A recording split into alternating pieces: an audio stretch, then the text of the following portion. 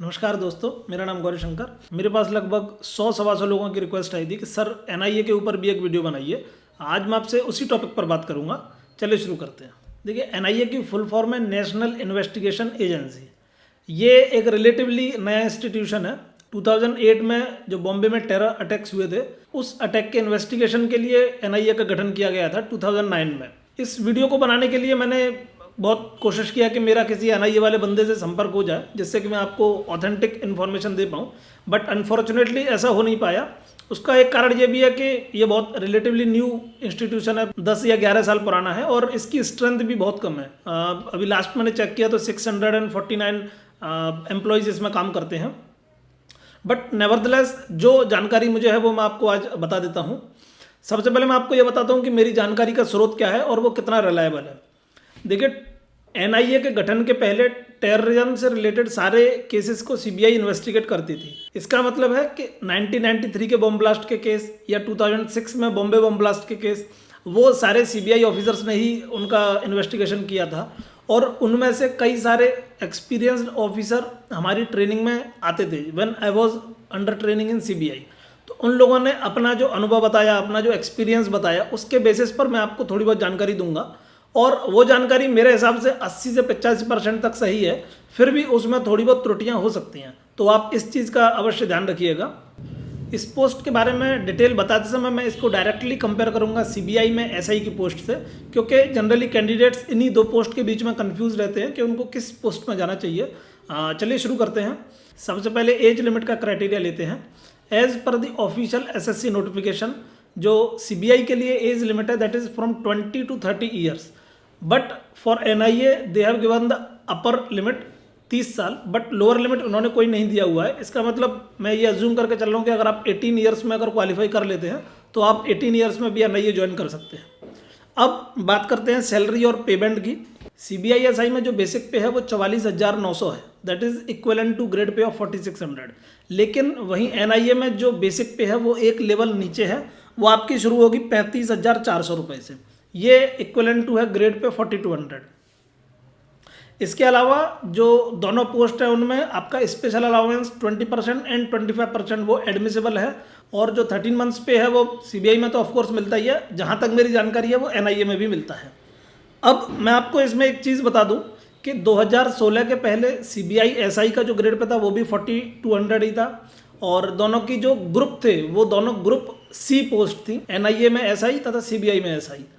लेकिन क्योंकि सीबीआई में एट्रिशन रेट बहुत ज़्यादा है, एट्रिशन रेट से मेरा मतलब है कि कैंडिडेट्स ज्वाइन करते हैं फिर छोड़ देते हैं, वो मेरे ख्याल से 27% या 28% है। It is very high for a government department. तो इसीलिए उन्होंने सीबीआई एसआई की जॉब को और लुक्रेटिव बनाने के लिए उनका ग्रेड पे भी बढ़ाया, 4200 से 4600 कर दिया। उनका जो ग्रुप था वो भी सी से उन्होंने बी ग्रुप में कर दिया। और जब 4200 से उन्होंने 4600 ग्रेड पे बढ़ाया तो सैलरी एकदम से काफ़ी ज़्यादा बढ़ गई, और जो इंस्पेक्टर था उनका ग्रेड पे उन्होंने कर दिया 46 से 4800। I am talking about CBI. तो इससे सीबीआई में जो एम्प्लॉयज़ है उनकी सैलरी एकदम से काफ़ी ज़्यादा बढ़ गई। और जो स्पेशल अलाउंस उस टाइम मिल रहा था before 2016 that was 25% of basic plus DA, but after 2016 उन्होंने उसको रिड्यूस करके 20% ऑफ बेसिक प्लस डीए कर दिया। बट जो एनआईए का पैटर्न पहले सीबीआई के पैरेलल में चला आ रहा था that is 25% of basic plus DA and 4200 grade pay for sub inspector, वो अभी भी कंटिन्यूड है।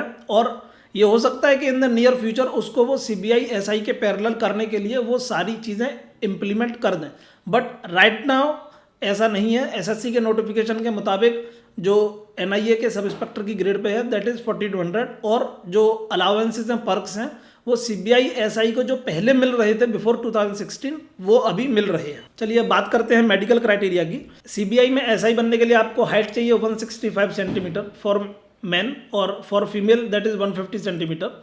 बट फॉर एनआईए आपको फॉर मैन जो हाइट चाहिए दैट इज़ 170 सेंटीमीटर, आपकी 5 सेंटीमीटर ज़्यादा सीबीआई एसआई से चाहिए। और आपका वुमेन के लिए सेम क्राइटेरिया है 150 सेंटीमीटर, एंड अगेन 5 सेंटीमीटर का उन दोनों में रिलैक्सेशन है। चेस्ट का क्राइटेरिया सेम है 76 सेंटीमीटर, एंड विजन भी सेम है with and without glasses 6/6 and 6/9, and उसके अलावा जो नियर विजन है दैट इज 0.6 एंड 0.8। अब बात करता हूँ मैं अदर एस्पेक्ट्स की। सीबीआई एसआई की तरह ही एनआईए की जो जॉब है वो भी विदाउट यूनिफॉर्म की जॉब है। और जैसे सीबीआई में एक एसआई को या किसी भी ऑफिसर को गन नहीं दी जाती, उसी तरह आपको एनआईए में भी गन नहीं मिलेगी। एनआईए और सीबीआई बहुत सिमिलर एजेंसीज हैं, सिर्फ डिफरेंस इतना है कि जो एनआईए है वो बहुत very specific kind of cases को इन्वेस्टिगेट करती है, only those that are related to terrorism. बहुत लोगों का ये कन्फ्यूजन है कि क्योंकि टेररिज्म से रिलेटेड केसेस करती है तो शायद जो एसआईज है या जो इंस्पेक्टर एनआईए में काम करते हैं उनको गन प्रोवाइड की जाती है या फिर गन की ट्रेनिंग दी जाती है। जी नहीं, ऐसा नहीं होता। आपको गन की जो ट्रेनिंग दी जाएगी वो भी एक फॉर्मेलिटी होगी। यस, अगर आप कोई ऐसी जगह पर जा रहे हैं जो ज़्यादा सेंसिटिव है, जो आपके लिए डेंजरस हो सकती है, आपकी टीम के लिए डेंजरस हो सकती है, तो आप अपने डायरेक्टर को या अपने सुपरवाइजर को बोलेंगे, वहाँ से जहाँ आप जा रहे हैं वहाँ के एसपी को एक लेटर जाएगा, उनसे ये डिमांड की जाएगी कि जो पर्टिकुलर टीम एनआईए की वहाँ जा रही है उनको प्रॉपर सुरक्षा मुहैया कराई जाए। फिर वहाँ के एसपी की जिम्मेवारी रहेगी वो ऐसे बंदोबस्त करे, आपको कांस्टेबल प्रोवाइड करें, आपको एक छोटी यूनिट प्रोवाइड करें या पूरी कैवलरी प्रोवाइड करें कि आप लोग सुरक्षित रहें। जनरली जो इन्वेस्टिगेशन करते हैं लोग, उनको सुरक्षा का उतना खतरा नहीं रहता जितना पब्लिक परसेप्शन है, क्योंकि वो लोग सिर्फ अपना काम कर रहे हैं, वो लोग सिर्फ इन्वेस्टिगेशन कर रहे हैं। तो अननेसेसरी कोई भी व्यक्ति या कोई भी टेररिस्ट लाइमलाइट में आने के लिए एनआईए के ऑफिसर को डैमेज करने की नहीं सोचेगा। ठीक है, सेम केस है सीबीआई में। सीबीआई में भी आपको मैं कहता हूँ खतरा ना के बराबर है। कभी भी मेरे को ऐसा महसूस नहीं हुआ कि मेरे को किसी भी चीज़ से, किसी भी व्यक्ति से, किसी भी ऑर्गेनाइजेशन से डेंजर है। Same is the case for NIA. तो यदि आप एनआईए में जा रहे हैं तो आप ये भूल जाइए कि आपको गन मिलेगी, ना आपको सीबीआई में गन मिलेगी, ना आपको एनआईए में गन मिलेगी। ठीक है, अब मैं बात करता हूँ वर्क प्रोफाइल की, कि जो एनआईए में सब इंस्पेक्टर तथा इंस्पेक्टर्स काम करने जाते हैं उनका काम किस नेचर का रहता है। देखिए, एनआईए के गठन से पहले जो टेररिज्म से रिलेटेड केसेस थे, those were investigated by the special crime branch of CBI. तो इससे आप ये निष्कर्ष निकाल सकते हैं कि जो एनआईए का काम है, जो एनआईए में ऑफिसर्स की वर्क प्रोफाइल है, that is closest to the work profile of a sub inspector in the special crime branch of CBI. जो काम आपके स्पेशल क्राइम ब्रांच में सब इंस्पेक्टर या इंस्पेक्टर्स करते हैं, जिनके ऊपर मैं ऑलरेडी वीडियो बना चुका हूँ, मोटा मोटी वही काम आपको एनआईए में करना पड़ता है। बट एनआईए में वो काम थोड़ा और इंटेंसिव लेवल का हो जाता है, थोड़ा और हाइटेंड हो जाता है, क्योंकि टेररिज्म के केसेस तो बहुत ज़्यादा हैं, मीडिया में बहुत कम सुनने को आते हैं, वरना हर हफ्ते या हर महीने कहीं ना कहीं छोटा मोटा बम ब्लास्ट होता ही रहता है। और एनआईए की स्ट्रेंथ बहुत कम है, तो जैसा मेरा अनुमान है उसके हिसाब से एनआईए में जो वर्कलोड है वो काफ़ी ज़्यादा है, काफ़ी ज़्यादा होना चाहिए। And I am not sure about that, it is purely my conjecture. But जो फैमिली लाइफ है एनआईए में वो डिस्टर्ब रहेगी, ऐसा मुझे लगता है, क्योंकि स्पेशल क्राइम ब्रांच में भी फैमिली लाइफ बहुत ज़्यादा डिस्टर्ब रहती है। आपके बहुत फ्रिक्वेंट टूर्स रहते हैं, आपको महीने महीने, डेढ़ महीने कई बार अपनी ब्रांच से दूर रहना पड़ता है, आउट ऑफ स्टेशन रहना पड़ता है, दूसरी जगह पर आपको कैंप लगाना पड़ता है। तो मैं ये अनुमान लगा रहा हूँ कि एनआईए में भी सिमिलर कंडीशन रहती होगी। इसके अलावा इस ब्रांच में आपका लोकल पुलिस के साथ और ज़्यादा कोऑपरेशन रहता है और ज़्यादा कोऑर्डिनेशन आपको बिठाना पड़ता है, क्योंकि टेररिज्म के जो केसेस रहते हैं जनरली सबसे पहले on the spot local police ही जाती है। तो जैसा मैंने पहले ही बताया कि आपको एविडेंसेस वगैरह कलेक्ट करने के लिए लोकल पुलिस की हेल्प चाहिए होती है, तो आपको लोकल पुलिस के साथ तालमेल बिठाना पड़ता है। और अगेन मैं फिर से ये बात रिपीट कर रहा हूँ कि लोकल पुलिस वाले ना सीबीआई वालों के जूनियर हैं, ना वो एनआईए वालों के जूनियर हैं, वो आपके समतुल्य हैं। आप ये सोचें कि वो आपको सलाम ठोकेंगे तो ऐसा नहीं होगा। यदि आप ऐसी उम्मीद भी करते हैं तो ये आपकी बचकानी थिंकिंग है।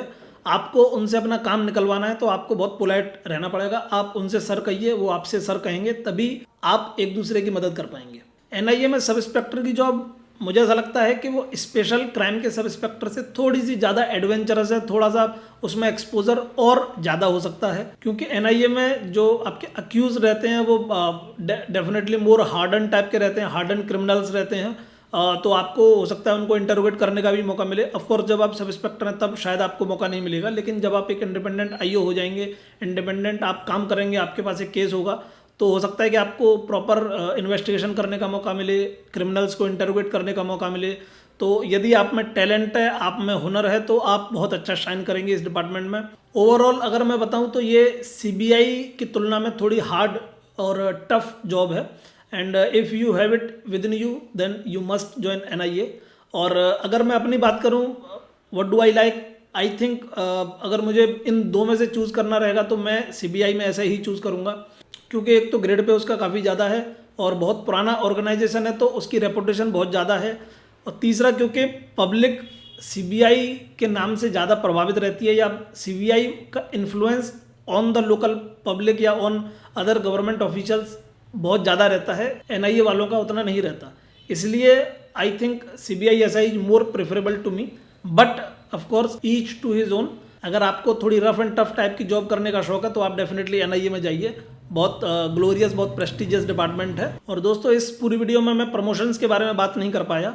एक्चुअली प्रमोशंस के बारे में मुझे कुछ ज़्यादा जानकारी है नहीं, क्योंकि नया डिपार्टमेंट है तो आई डोंट नो कि इसमें प्रमोशंस फास्ट है या स्लो है या अभी कितने बैचेस एनआईए में निकल चुके हैं। I am not aware of that. अगर मुझे कभी फ्यूचर में और इससे ज़्यादा ऑथेंटिक इन्फॉर्मेशन मिली तो मैं एक डेफिनेटली इसका पार्ट 2 वीडियो भी जरूर बनाऊंगा। चलिए दोस्तों, आज के लिए मेरी तरफ से बस इतना ही। और आपके अगर कुछ डाउट्स हो, क्वेश्चंस हो, अगर मैं क्लियर कर पाया तो डेफिनेटली उनको क्लियर करूंगा। आप कमेंट्स में मेरे से नीचे पूछ सकते हैं। मैं आपके साथ मिलूंगा एक अगले वीडियो में। तब तक के लिए नमस्कार।